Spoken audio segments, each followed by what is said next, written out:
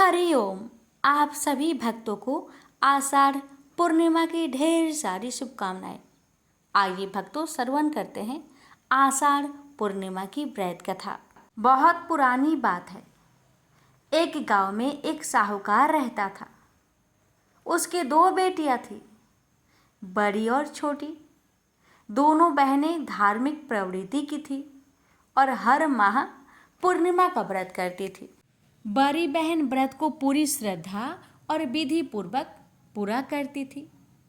वह सुबह से संकल्प लेकर निर्जल व्रत करती, कथा सुनती और विष्णु भगवान का पूजा कर व्रत का विधिवत पारण करती। लेकिन छोटी बहन व्रत तो करती थी, पर उसे अधूरा छोड़ देती थी। वह ना तो नियमों का पालन करती, ना ही विधिवत पूजा करती और ना ही कथा ही सुनती थी। इसी तरह समय बीतता गया। छोटी बहन जब भी माँ बनती, उसके बच्चे कुछ ही दिनों में मर जाते। यह दुख उसका जीवन खा गया था। एक दिन उसने कई पंडितों और ज्योतिषियों को बुलाया और रोते हुए पूछा, मेरे संतान क्यों जीवित नहीं रहती? मैंने ऐसा कौन सा पाप किया है जिससे मेरा बच्चा हर बार मुझसे छीन लिया जाता है? तब एक ज्ञानी पंडित ने उससे पूछा, क्या तुम पूर्णिमा का व्रत करती हो? तो उसने कहा, हाँ करती तो हूँ, पर पूरा नहीं कर पाती। पंडित ने गंभीर होकर कहा, बस यही कारण है, तुम अधूरा व्रत करती हो। यही दोष है जिससे तुम्हारी संतान बार बार काल का ग्रास बन जाती है।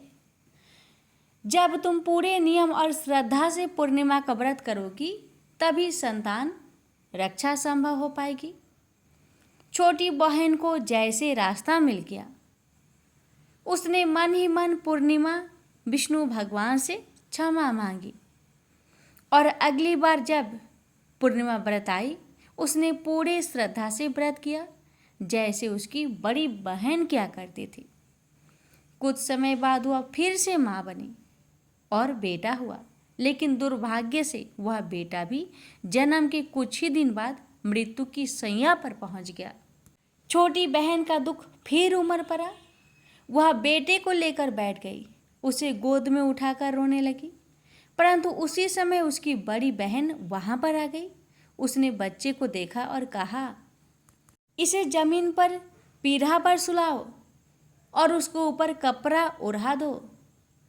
फिर उसने अपनी छोटी बहन से कहा, तू जाकर थोड़ी देर उस पीढ़े पर बैठ जा।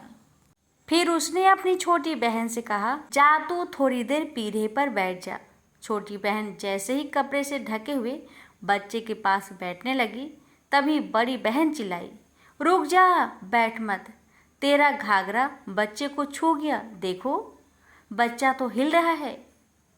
सच में वो बच्चा रोने लगा, जैसे मृत से जीवन में लौट आया हो।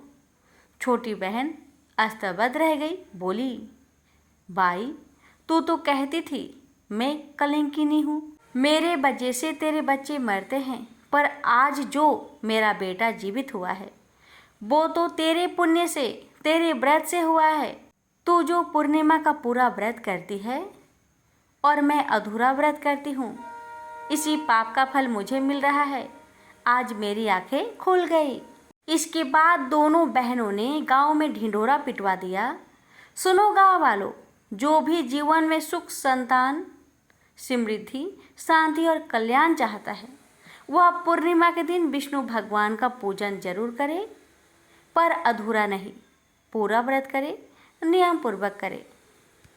उसकी सभी मनोकामना अवश्य ही पूरी होगी। हे पूर्णिमा के भगवान, हे विष्णु भगवान, जैसे आपने छोटी बहन के बेटे को जीवन दान दिया, वैसे ही सबकी संतानों की रक्षा कीजिए। जो व्रत करे उनका जीवन सफल कीजिए। कहानी कहने वाले, सुनने वाले और हुक्कार भरने वाले की सभी मनोकामना को पूर्ण करे। प्रेम से बोलिए विष्णु भगवान की जय, लक्ष्मी माता की जय, हर हर महादेव, ओम नमः शिवाय। द्वापर युग में एक समय की बात है कि यशोदा जी ने कृष्ण से कहा, हे कृष्ण, तुम सारे संसार के उत्पन्न करता, पोषक तथा उसके संहार करता हो। आज कोई ऐसा व्रत मुझसे कहो जिसके करने से मृत्यु लोक में स्त्रियों को विधवा होने का भय ना रहे, तथा यह व्रत सभी मनुष्य की मनोकामनाएं पूर्ण करने वाला हो। श्री कृष्ण कहने लगे, हे माता, तुमने अति सुंदर प्रश्न किया है। मैं तुमसे ऐसे ही व्रत को सविस्तार कहता हूँ। सौभाग्य की प्राप्ति के लिए स्त्रियों को 32 पूर्णमासियों का व्रत करना चाहिए। इस व्रत के करने से स्त्रियों को सौभाग्य संपत्ति मिलती है। यह व्रत अचल सौभाग्य देने वाला एवं भगवान शिव के प्रति मनुष्य मात्र की भक्ति को बढ़ाने वाला है। यशोदा जी कहने लगी, हे कृष्ण, सर्वप्रथम इस व्रत को मृत्यु लोक में किसने किया था? इसके विषय में विस्तार पूर्वक मुझसे कहो। श्री कृष्ण जी कहने लगे कि इस भूमंडल पर एक अत्यंत प्रसिद्ध राजा चंद्रहास से पालित अनेक प्रकार के रत्नों से परिपूर्ण कांतिका नाम की एक नगरी थी। वहाँ पर धनेश्वर नाम का एक ब्राह्मण था और उसकी स्त्री अति सुशीला रूपवती थी। दोनों ही उसी नगरी में बड़े प्रेम के साथ रहते।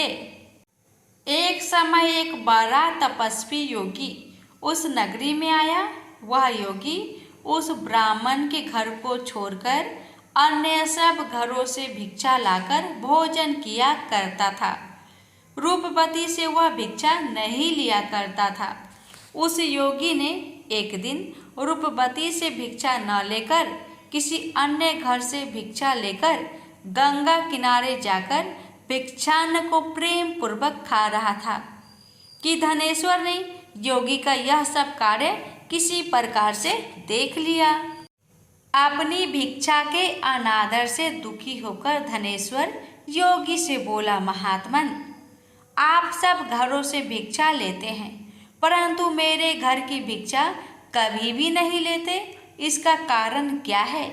योगी ने कहा कि निसंतान के घर की भीख पतितों के अन्न के तुल्य होती है और जो पतितों का अन्न खाता है वो भी पतित हो जाता है। चूंकि तुम निसंतान हो अतः पतित हो जाने के भय से मैं तुम्हारे घर की भिक्षा नहीं लेता हूँ। धनेश्वर यह बात सुनकर अपने मन में बहुत दुखी हुआ और हाथ जोड़कर योगी के पैरों पर गिर पड़ा तथा अंतर्भाव से कहने लगा, हे महाराज, यदि ऐसा है तो आप मुझको पुत्र प्राप्ति का उपाय बतलाइए। आप सर्वज्ञ हैं, मुझ पर अवश्य ही यह कृपा कीजिए। धन की मेरे घर में कोई कमी नहीं, परंतु मैं पुत्र न होने के कारण अत्यंत दुखी हूँ। आप मेरे इस दुख का हरण करें, आप सामर्थ्यवान हैं। यह सुनकर योगी कहने लगे, हे ब्राह्मण, तुम चंडी की आराधना करो। घर आकर उसने अपने स्त्री से सब वृत्तांत कहा और स्वयं तप के निमित्त वन में चला गया। वन में जाकर उसने चंडी की उपासना की और उपवास किया। चंडी ने 16वें दिन उसको सपने में दर्शन दिया और कहा, हे धनेश्वर, जा तेरे पुत्र होगा परंतु वह 16 वर्ष की आयु में ही मृत्यु को प्राप्त हो जाएगा। यदि तुम दोनों स्त्री पुरुष 32 पूर्णमासियों का व्रत विधि पूर्वक करोगे तो वह दीर्घ आयु होगा। जितनी तुम्हारी सामर्थ्य हो आटे के दिए बनाकर शिव जी का पूजन करना, परंतु पूर्णमासी को 32 जौ जाने चाहिए। प्रातःकाल होने पर इस स्थान के समीप ही तुम्हें एक आम का वृक्ष दिखाई देगा। उस पर तुम चढ़कर एक फल तोड़कर शीघ्र अपने घर चले जाना। अपनी स्त्री से सब वृत्तांत कहना। ऋतु स्नान के पश्चात स्वच्छ होकर शंकर जी का ध्यान करके उस फल को खा लेगी। तब शंकर भगवान की कृपा से उसको गर्भ हो जाएगा। जब वह ब्राह्मण प्रातःकाल उठा तो उसने उस स्थान के पास ही एक आम का वृक्ष देखा, जिस पर एक अत्यंत सुंदर आम का फल लगा हुआ था।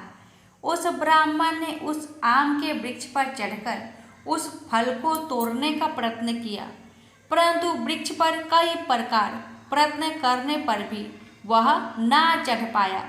तब तो उस ब्राह्मण को बहुत चिंता हुई और विघ्न विनाशक गणेश जी की वंदना करने लगा।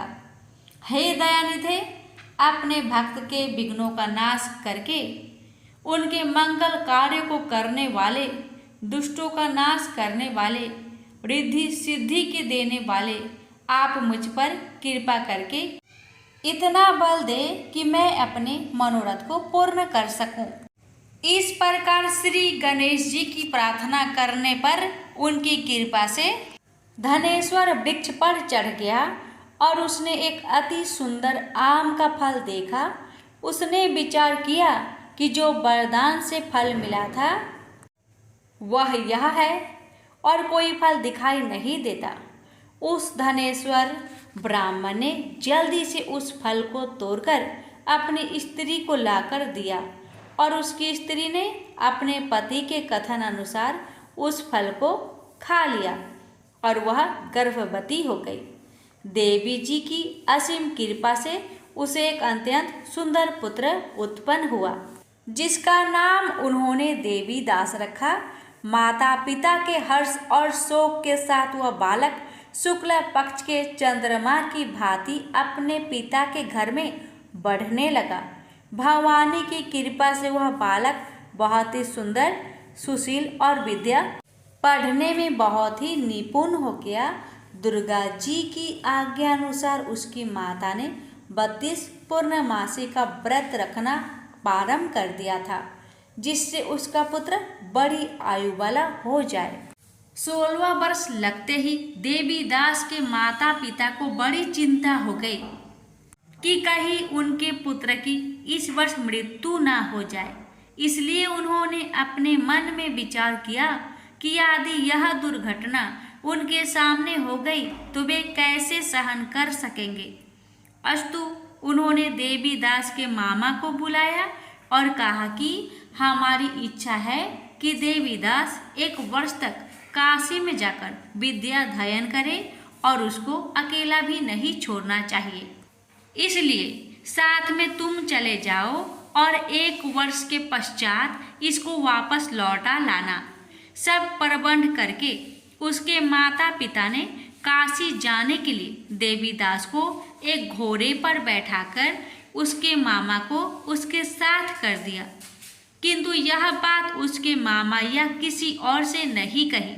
धनेश्वर ने सपत्नीक अपने पुत्र की मंगल कामना तथा दीर्घ आयु के लिए भगवती दुर्गा की आराधना और पूर्णमासियों का व्रत करना आरंभ कर दिया। इस प्रकार बराबर 32 पूर्णमासी का व्रत पूरा किया। कुछ समय पश्चात एक दिन वह दोनों मामा और भांजा मार्ग में रात्रि बिताने के लिए किसी ग्राम में ठहरे हुए थे। उस दिन उस गांव में एक ब्राह्मण की अत्यंत सुंदरी, सुशीला, विदुषी और गुणवती कन्या का विवाह होने वाला था। जिस धर्मशाला के अंदर वर और उसकी बारात ठहरी हुई थी, उस धर्मशाला में देवीदास और उसके मामा भी ठहरे हुए थे। संयोगवश कन्या को तेल आदि चढ़ाकर मंडप आदि का कृत्य किया गया तो लगन के समय वर को धनुर्वात हो गया। अस्तु वर के पिता ने अपने कुटुंबियों से परामर्श करके निश्चय किया कि यह देवीदास मेरा पुत्र जैसा ही सुंदर है, मैं इसके साथ ही लगन करा दूं और बाद में विवाह के अन्य कार्य मेरे लड़के के साथ हो जाएंगे। ऐसा सोचकर देवीदास के मामा से जाकर बोला कि तुम थोड़ी देर के लिए अपने भांजे को हमें दे दो, जिससे विवाह के लग्न का सब कृत्य सुचारू रूप से हो सके। तब उसका मामा कहने लगा कि जो कुछ भी मधुपर्क आदि कन्यादान के समय वर को मिले वह सब हमें दिया जाए। तो मेरा भांजा इस बारात का दूल्हा बन जाएगा। यह बात वर के पिता ने स्वीकार कर लेने पर उसने अपना भांजा वर बनने को भेज दिया और उसके साथ सब विवाह कार्य रात्रि में विधि पूर्वक संपन्न हो गया। पत्नी के साथ वह भोजन न कर सका और अपने मन में सोचने लगा कि न जाने यह किसी स्त्री होगी। वह एकांत में इसी सोच में गरम निश्वास छोड़ने लगा तथा उसकी आंखों में आंसू भी आ गया। तब वधू ने पूछा कि क्या बात है, आप इतने उदासीन व दुखी क्यों हो रहे हैं? तब उसने सब बातें जो वर के पिता व उसके मामा में हुई थी उसको बतला दी। तब कन्या कहने लगी कि यह ब्रह्म विवाह के विपरीत हो कैसे सकता है? हे देव, ब्राह्मण और अग्नि के सामने मैंने आपको ही अपना पति बनाया है, इसलिए आप ही मेरे पति हैं। मैं आपकी ही पत्नी रहूंगी, किसी अन्य की कदापि नहीं। तब देवीदास ने कहा, ऐसा मत करिए, क्योंकि मेरी आयु बहुत थोड़ी है। मेरे पश्चात आपकी क्या गति होगी, इन बातों को अच्छी तरह विचार लो। परंतु वह दृढ़ विचार वाली थी। बोली कि जो आपकी गति होगी वही मेरी गति होगी। हे स्वामी, आप उठिए और भोजन करिए, आप निश्चय ही भूखे होंगे। इसके बाद देवीदास और उसकी पत्नी दोनों ने भोजन किया तथा शेष रात्रि वे सोते रहे। प्रातःकाल देवीदास ने अपनी पत्नी को 3 नगों से जड़ी हुई एक अंगूठी दी, एक रुमाल दिया और बोला, हे प्रिय, इसे लो और संकेत समझकर स्थिर चित हो जाओ। मेरा मरण और जीवन जानने के लिए एक पुष्प वाटिका बना लो, उसमें सुगंधी वाली एक नौ मल्लिका लगा लो, उसको प्रतिदिन जल से सींचा करो और आनंद के साथ खेलो कूदो तथा उत्सव मनाओ। जिस समय और जिस दिन मेरा प्रांत होगा ये फूल सूख जाएंगे और जब ये फिर हरे हो जाए तो जान लेना कि मैं जीवित हूँ। यह बात निश्चय करके समझ लेना, इसमें कोई संचय नहीं है। यह समझाकर वह चला गया। प्रातःकाल होते ही वहाँ पर गाजे बाजे बजने लगे और जिस समय विवाह के कार्य समाप्त करने के लिए वर तथा सब बाराती मंडप में आए तो कन्या ने वर को भली प्रकार से देखकर अपने पिता से कहा, यह मेरा पति नहीं है। मेरा पति वही है जिसके साथ रात्रि में मेरा पानी ग्रहण हुआ था। इसके साथ मेरा विवाह नहीं हुआ है। यदि यह वही है तो बताए कि मैंने इसको क्या किया। मधुपर्क और कन्यादान के समय जो मैंने भूषण आदि दिए थे उन्हें दिखाए तथा रात में मैंने क्या गुप्त बातें कही थी वह सब सुनाए। पिता ने उसके कथन अनुसार वर को बुलाया। कन्या की यह सब बातें सुनकर वह कहने लगा कि मैं कुछ नहीं जानता। इसके पश्चात लज्जित होकर वह अपना सा मुंह लेकर चला गया और सारी बारात भी अपमानित होकर वहां से लौट गई। भगवान श्री कृष्ण बोले, हे माता, इस प्रकार देवीदास काशी विद्याध्ययन के लिए चला गया। जब कुछ समय बीत गया तो काल से प्रेरित होकर एक सर्प रात्रि के समय उसको डसने के लिए वहां पर आया। उस विषधर के प्रभाव से उसके शयन के स्थान चारों ओर से विष की ज्वाला से विषैला हो गया, परंतु व्रत राज के प्रभाव से उसको काटने न पाया, क्योंकि पहले ही उसकी माता ने 32 पूर्णिमा का व्रत कर रखा था। इसके बाद वह मध्या के समय स्वयं काल वहां पर आया और उसके शरीर से उसके प्राणों को निकालने का प्रयत्न करने लगा, जिससे वह मूर्छित होकर पृथ्वी पर गिर पड़ा। भगवान की कृपा से उसी समय पार्वती जी के साथ श्री शंकर जी वहां पर आ गए।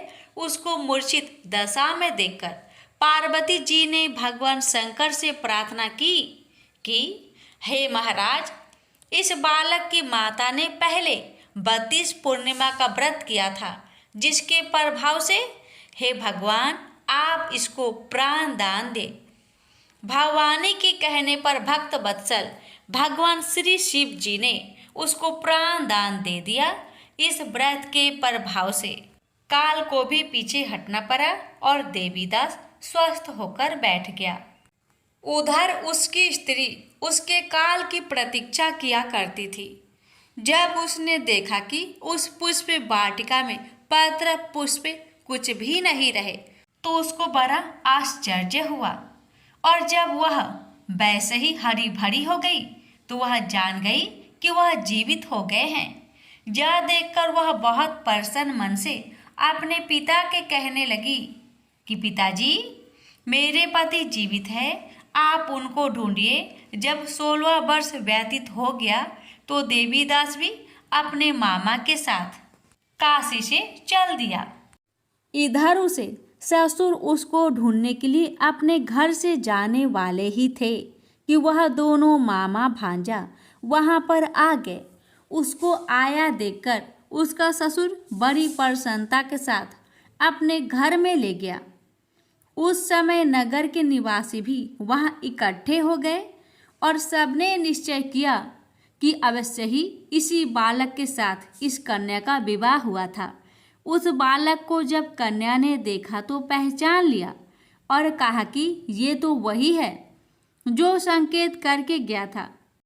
तदुपरांत सभी कहने लगे कि भला हुआ जो यह आ गया, और सब नगरवासियों ने आनंद मनाया।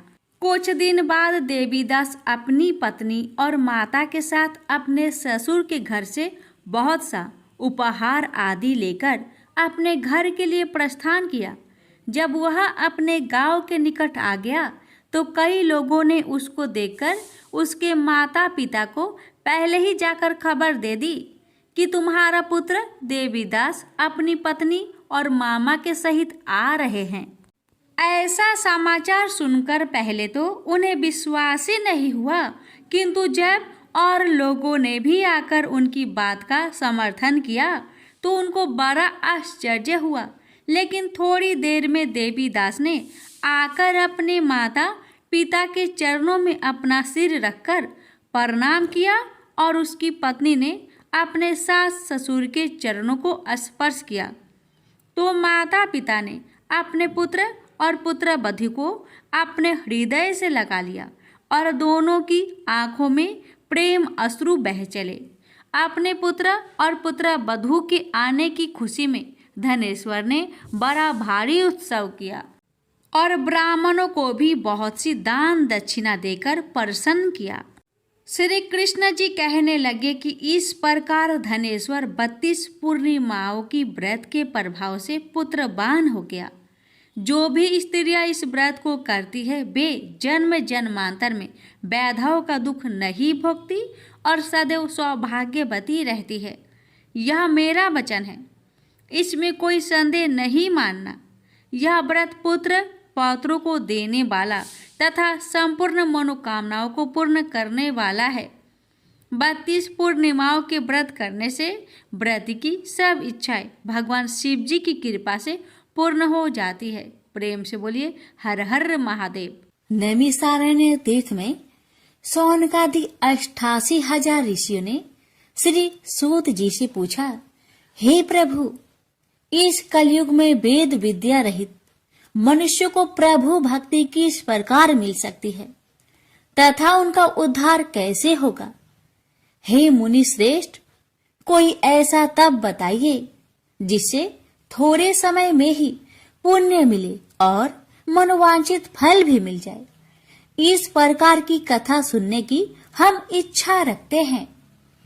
सर्व शास्त्रों के ज्ञाता सूत जी बोले, हे वैष्णवों, मैं पूज्य आप सभी ने प्राणियों के हित की बात पूछी है, इसलिए मैं एक श्रेष्ठ व्रत को आप लोगों को बतलाऊंगा जिसे नारद जी ने लक्ष्मी नारायण जी से पूछा था और लक्ष्मीपति ने मुनि श्रेष्ठ नारद जी से कहा था। आप सब इसे ध्यान से सुनिए। एक समय की बात है, योगीराज नारद जी दूसरों के हित की इच्छा लिए अनेकों लोकों में घूमते हुए मृत्यु लोक में आ पहुंचे। यहाँ उन्होंने अनेक योनियों में जन्मे प्राय सभी मनुष्यों को अपने कर्मों द्वारा अनेकों दुख से पीड़ित देखा। उनका दुख देख नारद जी सोचने लगे कि कैसा यत्न किया जाए इसके करने से निश्चित रूप से मानव के दुखों का अंत हो जाए। इसी विचार पर मनन करते हुए वह विष्णु लोक में गए।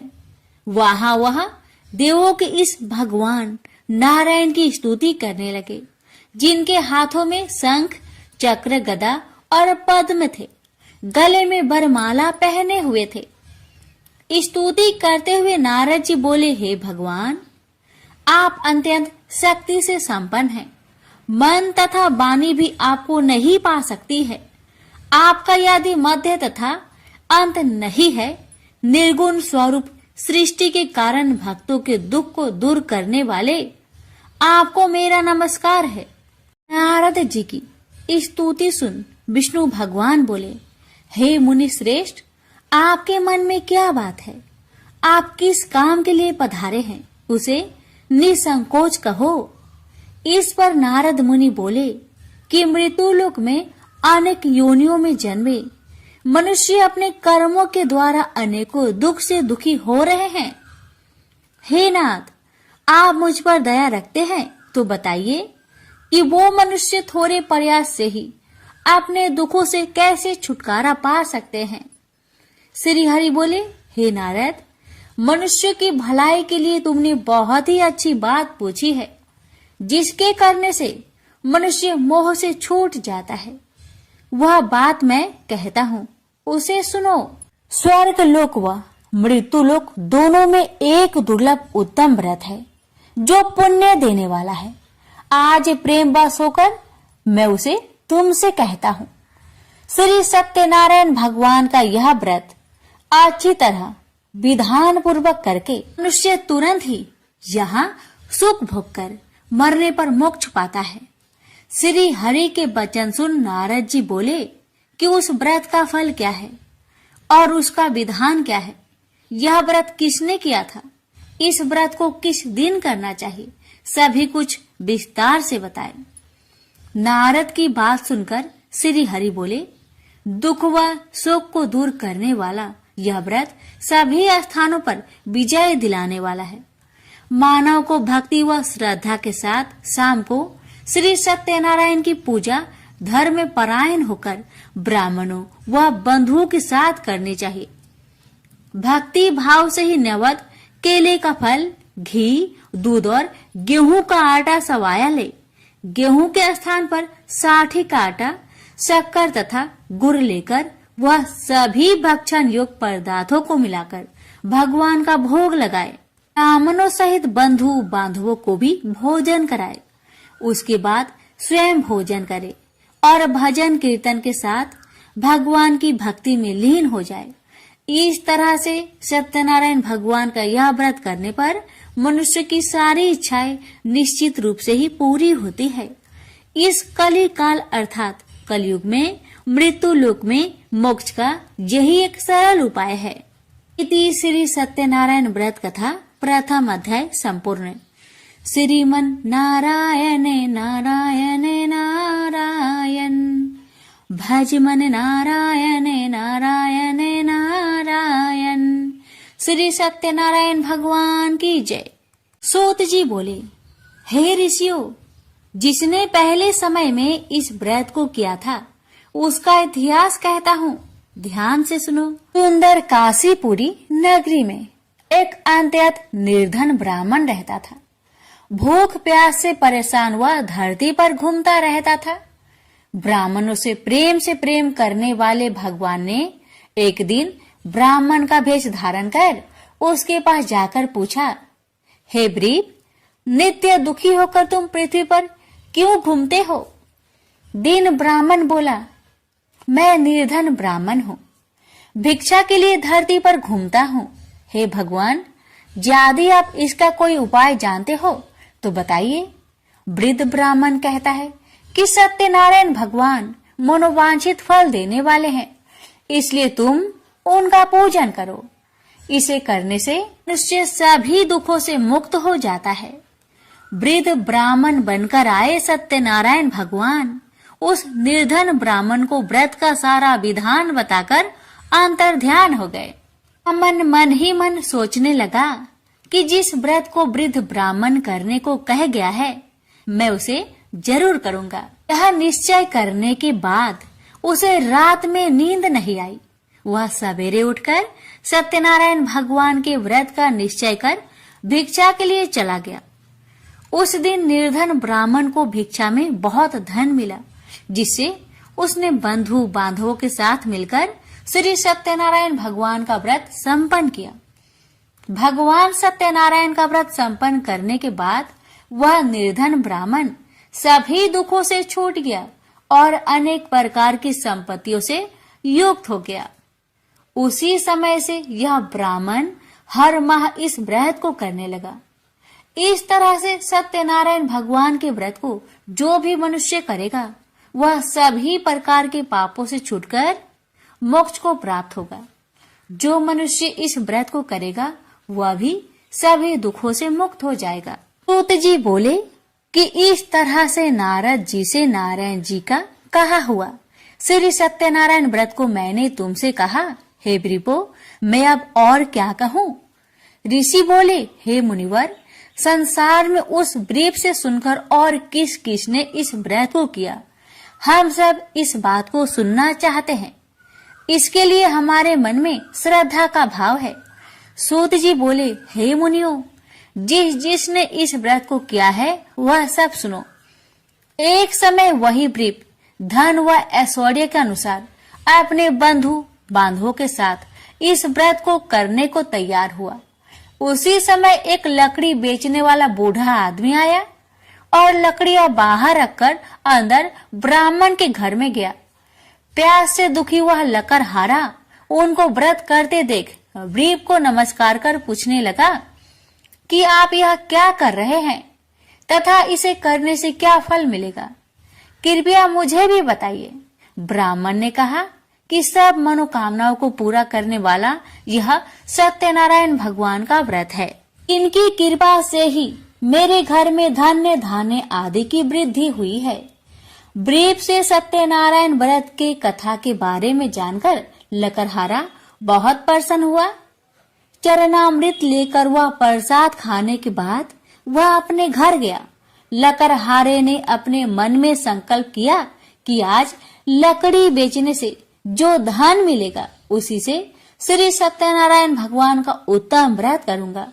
मन में इस विचार को ले बूढ़ा आदमी सिर पर लकड़ियां रख उस नगर में बेचने गया जहां धनी लोग ज्यादा रहते थे। उस नगर में उसे अपनी लकड़ियों का दाम पहले से 4 गुना अधिक मिलता है। बूढ़ा प्रसन्नता के साथ दाम लेकर केले, शक्कर, घी, दूध, दही और गेहूं का आटा ले और सत्यनारायण भगवान की व्रत की अन्य सामग्रियां लेकर अपने घर गया। वहां उसने अपने बंधु बांधवों को बुलाकर विधि विधान से सत्यनारायण भगवान का पूजन और व्रत किया। इस व्रत के प्रभाव से वह बूढ़ा लकड़हारा धन पुत्र आदि से युक्त होकर संसार के समस्त सुख भोग अंत काल में बैकुंठ धाम को चला गया। इति श्री सत्यनारायण व्रत कथा 2 अध्याय संपूर्ण। श्रीमन नारायण नारायण नारायण भज मन नारायण नारायण नारायण। श्री सत्यनारायण भगवान की जय। सूत जी बोले, हे श्रेष्ठ मुनियों, अब आगे की कथा कहता हूँ। पहले समय में उल्कामुख नाम का एक बुद्धिमान राजा था। वह सत्य वक्ता और जितेंद्रिय था। प्रतिदिन देव स्थानों पर जाता और निर्धनों को धन देकर उनके कष्ट दूर करता था। उसकी पत्नी कमल के समान मुख वाली तथा सती साध्वी थी। भद्रशिला नदी के तट पर उन दोनों ने श्री सत्यनारायण भगवान का व्रत किया। उसी समय साधु नाम का एक वैश्य आया। उसके पास व्यापार करने के लिए बहुत सा धन भी था। राजा को व्रत करते देखकर वह विनय के साथ पूछने लगा, हे राजन, भक्ति भाव से पूर्ण होकर आप यह क्या कर रहे हैं?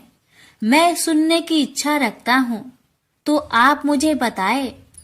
राजा बोले, हे साधु, अपने बंधु बांधवों के साथ पुत्र आदि की प्राप्ति के लिए एक महाशक्तिमान श्री सत्यनारायण भगवान का व्रत व पूजन कर रहा हूँ।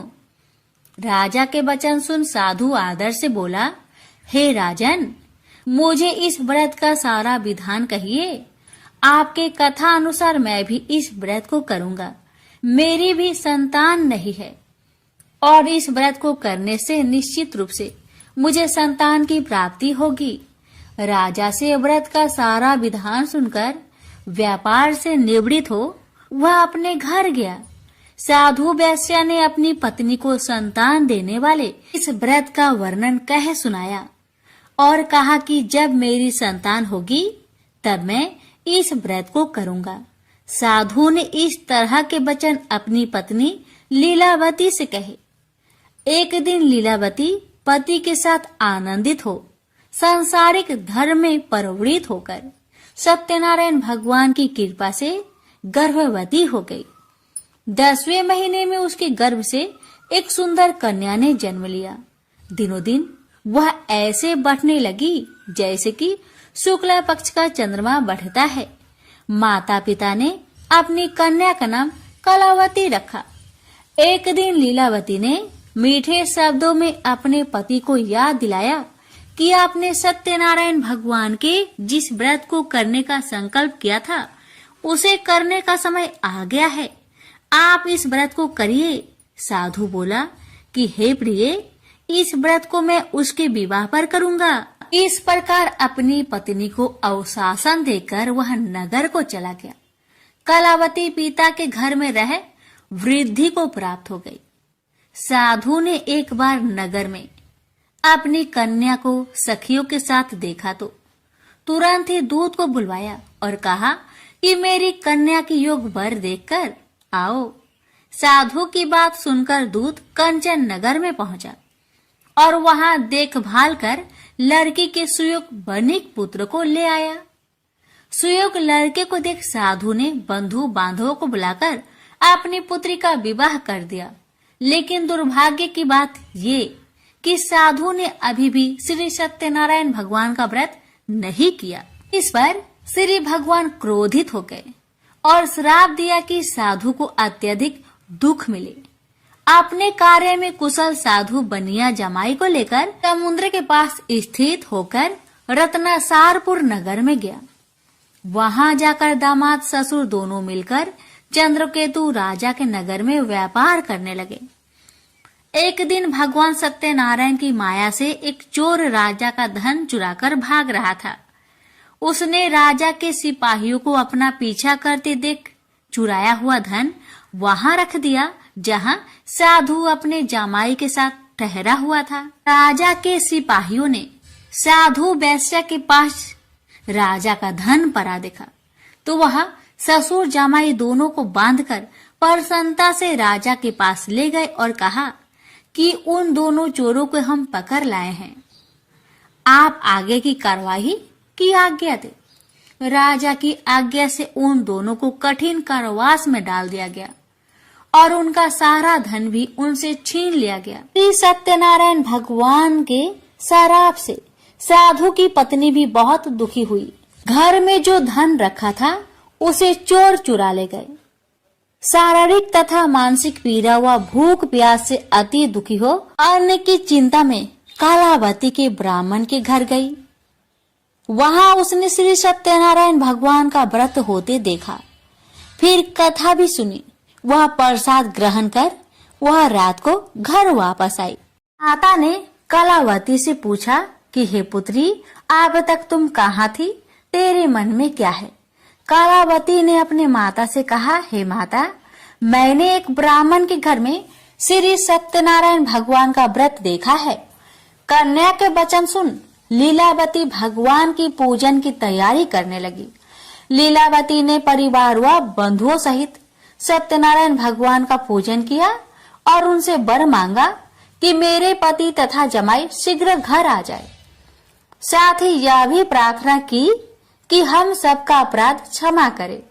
श्री सत्यनारायण भगवान इस व्रत से संतुष्ट हो गए और राजा चंद्रकेतु को सपने में दर्शन दे कहा कि हे राजन, तुम उन दोनों वेश्या को छोड़ दो और तुमने उनका जो धन लिया है उसे वापस कर दो।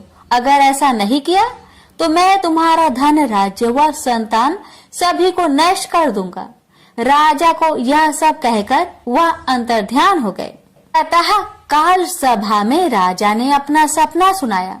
फिर बोले कि बानिक पुत्र को कैद से मुक्त कर सभा में लाओ। दोनों ने आते ही राजा को प्रणाम किया। राजा मीठी बानी से बोला, हे महानुभावो, भाग्यवश ऐसा कठिन दुख तुम्हें प्राप्त हुआ है, लेकिन अब तुम्हें कोई भय नहीं है।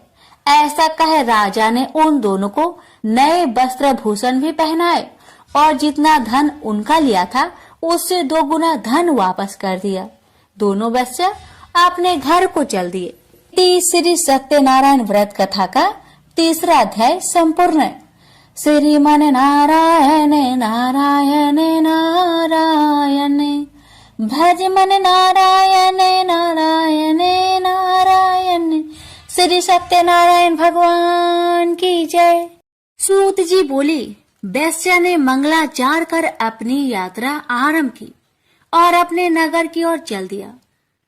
उसके थोड़ी दूर जाने पर एक दंड वेशधारी श्री सत्यनारायण ने उनसे पूछा, हे साधु, तेरी नाव में क्या है? अभिमानी बानिक हंसता हुआ बोला, हे दंडी, आप क्यों पूछते हो? क्या धन लेने की इच्छा है? मेरी नाव में तो बेल व पत्ते भरे हुए हैं। वैश्या के कठोर वचन सुन भगवान बोले, तुम्हारा वचन सत्य हो। दंडी ऐसे वचन कहे वहां से दूर चले गए। कुछ दूर जाकर समुद्र के किनारे बैठ गए। दंडी के जाने के बाद साधु वैश्या ने नित्य क्रिया के पश्चात नाव को ऊंची उठते देखकर अचंभा माना और नाव में बेल पत्ते आदि देख वह मूर्छित हो जमीन पर गिर पड़ा। मूर्छा खोलने पर वह अत्यंत शोक में डूब गया।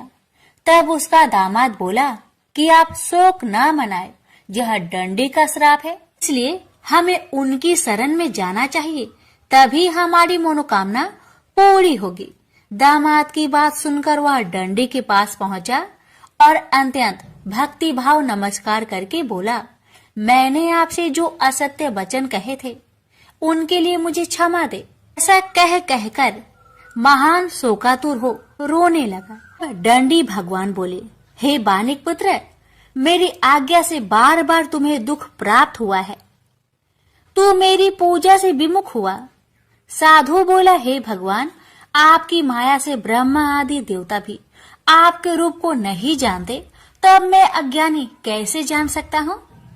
आप प्रसन्न होइए, अब मैं सामर्थ्य के अनुसार आपकी पूजा करूंगा। मेरी रक्षा करो और पहले के समान नौका में धन भर दो। साधु वैश्य के भक्ति पूर्वक वचन सुनकर भगवान प्रसन्न हो गए और उसकी इच्छा अनुसार वरदान देकर अंतर्ध्यान हो गए। ससुर जमाई जब नाव पर आए तो नाव धन से भरी हुई थी। फिर वही अपने अन्य साथियों के साथ सत्यनारायण भगवान का पूजन कर अपने नगर को चल दिए। जब नगर के नजदीक पहुँचे तो दूत को घर पर खबर करने के लिए भेज दिया। दूत साधु की पत्नी को प्रणाम कर कहता है कि मालिक अपने दामाद सहित नगर के निकट आ गए हैं।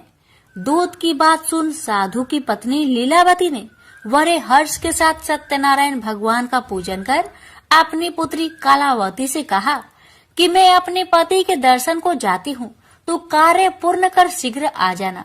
माता के ऐसे वचन सुन कलावती जल्दी में प्रसाद छोड़ अपने पति के पास चली गई। प्रसाद की अवज्ञा के कारण श्री सत्यनारायण भगवान रुष्ट हो गए और नाव सहित उसके पति को पानी में डुबो दिए। कलावती अपने पति को वहां ना पाकर रोती हुई जमीन पर गिर गई। नौका को डूबा हुआ देख वह कन्या को रोता देख साधु दुखी होकर बोला कि हे प्रभु, मुझसे तथा मेरे परिवार से जो भूल हुई है उसे क्षमा करे। साधु के दीन वचन सुनकर श्री सत्यनारायण भगवान प्रसन्न हो गए और आकाशवाणी हुई, हे साधु, तेरी कन्या मेरे प्रसाद को छोड़कर आई है, इसलिए उसका पति अदृश्य हो गया है। यदि वह घर जाकर प्रसाद खाकर लौटती है तो इसे उसका पति अवश्य मिलेगा। ऐसी आकाशवाणी सुन कलावती घर पहुंचकर प्रसाद खाती है और फिर आकर अपने पति के दर्शन करती है। उसके बाद साधु अपने बंधु बांधवों सहित श्री सत्यनारायण भगवान का विधि विधान से पूजन करता है।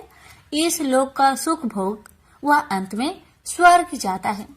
इति श्री सत्यनारायण व्रत कथा चतुर्थ अध्याय संपूर्ण।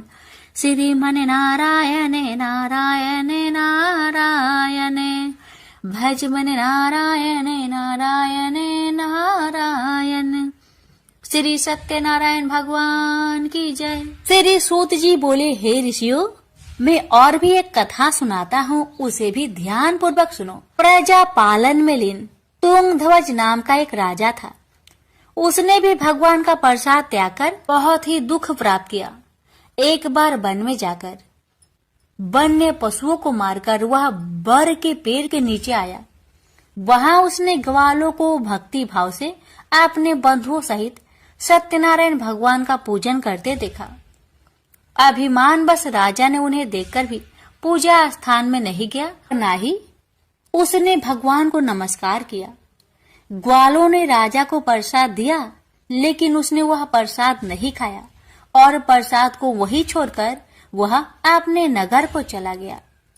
जब वह नगर में पहुंचा तो वहां सब कुछ तहस नहस हुआ पाया, तो वह शीघ्र ही समझ गया कि यह सब भगवान ने ही किया है।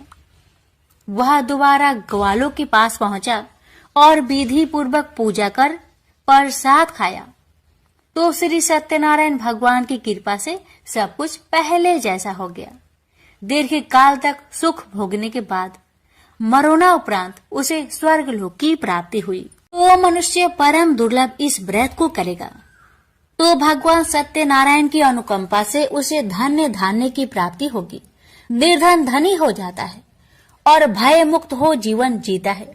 संतानहीन मनुष्य को संतान सुख मिलता है और सारे मनोरथ पूर्ण होने पर मानव अंत काल में वैकुंठ धाम को जाता है।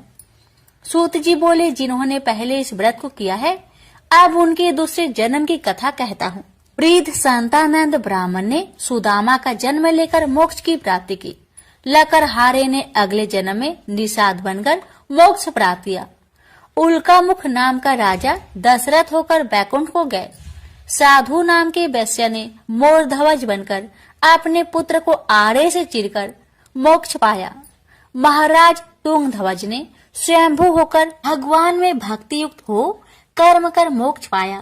श्री सत्यनारायण व्रत कथा का पंचम अध्याय संपूर्ण हुआ। श्रीमन नारायण नारायण नारायण भज मन नारायण नारायण नारायण। श्री सत्यनारायण भगवान की जय। एक समय एक मेढक व मेढकी का जोड़ा था।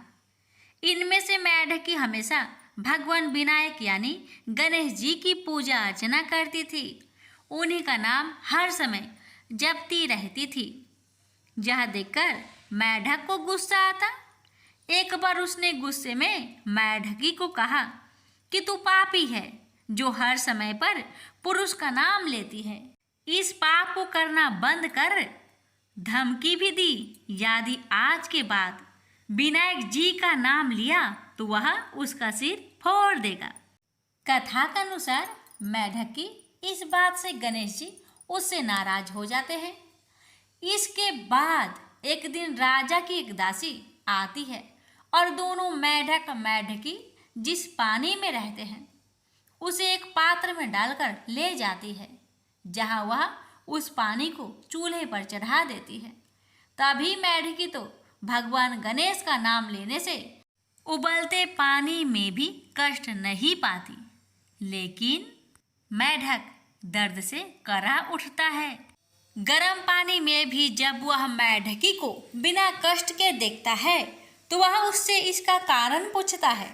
इस पर वह गणेश जी को ही उसका संकट दूर करने वाला बताते हुए मेढक को भी ऐसा ही करने को कहती है। ये सुन जान बचाने के लिए मेढक गणेश जी का नाम लेने लगता है। इससे गणेश जी प्रसन्न हो जाते हैं। कुछ देर में ही दो सांड लड़ते हुए वहां पहुंचते हैं। और चूल्हे पर चढ़े पानी के पात्र को गिरा देते हैं, जिससे मेढक व मेढकी दोनों उस संकट से मुक्त होकर नदी की पाल में गिर जाते हैं। कथा के अंत में सबके साथ ये कहा जाता है कि गणेश जी महाराज ने जिस तरह मेढक व मेढकी का संकट दूर किया, वैसे ही वे सबका कष्ट दूर करें।